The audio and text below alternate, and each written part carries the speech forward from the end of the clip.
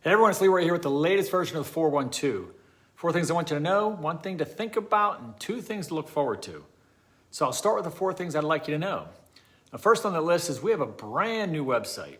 On November 1st, the new site went live, and I have to say, not only does it look fantastic, but it's also so much easier to use. It's brighter, more user-friendly, packed with important and useful information, and includes all kinds of great photos of our people. Now, our old site was an eyesore that badly needed to go, and now it finally has.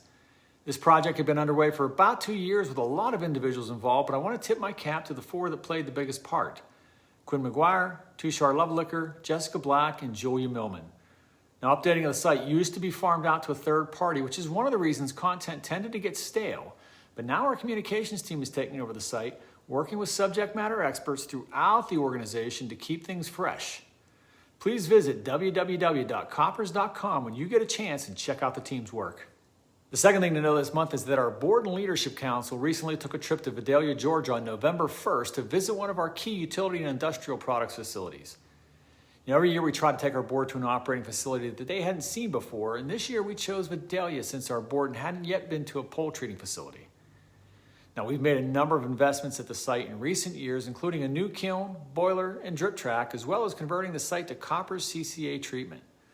And doing so enabled the Vidalia team to double their normal production in October as we were pressed to respond to Hurricane Ian. And we would have never been able to do that without the conversion and investments that I mentioned, and of course, the team that worked long days and long hours to meet the essential customer demand. The UIP team gave everyone a tour of the facility, sharing how wood utility poles come to life, from bark peeling to drying, to framing to customer specifications, to treating with Koppers wood preservatives. We also got to enjoy lunch with the entire team, plus dinner with plant management. Special thanks go out to UIP VP Jim Healy and Vidalia plant manager Brad Singleton for hosting the group and extending a big dose of Southern hospitality to make everyone feel welcome. The third thing I'd like you to know about is the culmination of 3 events last week in Pittsburgh that brought Koppers team members together from around the globe. Our Truck Driving Championship, our Zero Harm Coordinator Conference, and our Koppers Leadership Forum. After taking a break on in-person events throughout the pandemic, nothing felt better than seeing so many of our people from different locations visiting with longtime colleagues, making new connections, and even cheering each other on. The week started out with our 2022 Zero Harm Truck Driving Championship, celebrating our 10 safest drivers throughout Koppers. Congratulations to all the finalists, and especially our top 3 who took home some serious hardware after competing in a day-long series of events, including a written exam, pre-truck inspection, and safety obstacle course. So in third place, utility and industrial products, Michael Fogarty with 3 million career miles and 13 grandkids. In second place, Steve Treese, Performance Chemicals team member and a big fan of NASCAR. Steve has an incredible 6 million miles under his belt during his career. And in first place, Dennis Roberts from our Railroad Structures Group, who has worked for Koppers for an incredible 30 years, has driven more than 1 million miles in his career, and would definitely compete for Best Mustache as well if we ever held that contest. Now, I'm sure we all remember where we were the first time we heard the legendary Ricky Bobby utter the immortal words, "If you ain't first, you're last." But in this particular case, I'm going to have to disagree with him, because not only did we have a second and third place finisher, but our other 7 finalists had a lot to be proud of for embodying our culture of zero harm. Stay tuned for a recap video, including a post-win interview with Dennis. Next up, nearly 50 of our Zero Harm leaders gathered together for the annual Zero Harm Coordinator Conference, which focused on personal leadership development and topics on taking our safety and environmental performance to the next level with Zero Harm 2.0. Now, I had a chance to address the group and spend a little bit of informal time with them, meeting a number of our newer coordinators for the first time. There was a lot of energy among the group, who all seemed excited to move Zero Harm to new heights with the appropriate tie-offs. See what I did there? New heights, tie-offs, safety? Yeah, terrible dad joke, I know. Finally, this year's Koppers Leadership Forum cohort was in Pittsburgh, spending time in leadership development sessions at Robert Morris University.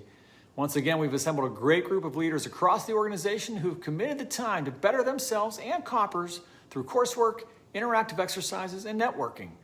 Wish them luck as the group will graduate from the program next spring. The fourth and final thing to know is, holy cow, there's a lot going on, as all our team members remain extremely busy.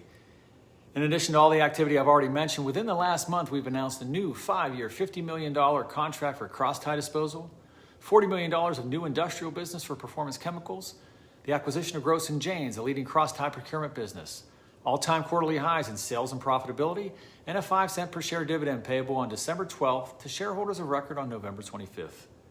It's been a heck of a year thus far, and through 3 quarters without KJCC, we remain on track for our 8th straight year of improvement. Now, if we get there as expected, it will represent quite an accomplishment that our entire organization should feel proud of. Awesome job, everyone.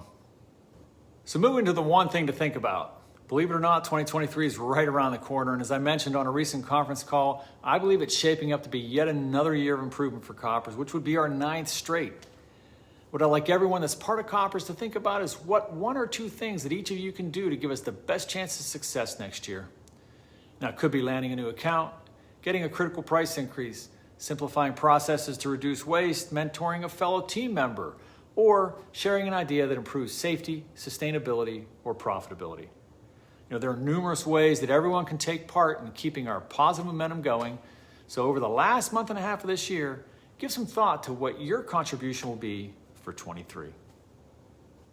Now for the 2 things to look forward to. First, it won't be long before we have feedback from our annual engagement survey process that's going on right now. We should have results collected by the end of November, and we would hope to share what we hear shortly thereafter. Now, if you need help accessing the survey, please reach out to your leader or anyone from our culture and engagement group who will be glad to help. Your responses are totally anonymous.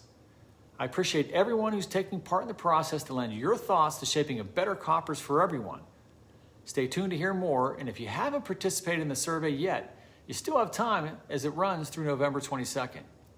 So now for the second thing to look forward to, and that's that we're coming up on the holiday season, whether it be Thanksgiving as celebrated here in the U.S., or more global celebrations such as Christmas, Hanukkah, Kwanzaa, and of course, New Year's.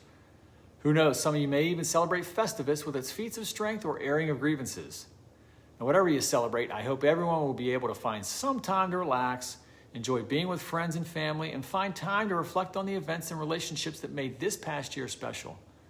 I also know this is the time of year when many of our facilities get involved with holiday volunteer work and giving.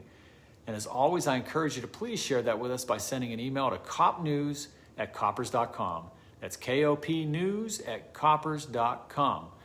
We love to highlight your work in the community and bring to it the spotlight it deserves. So that's it for this latest episode of the 412. Thank you for tuning in as always. And until I see you again next time, please, everyone, stay safe and stay strong.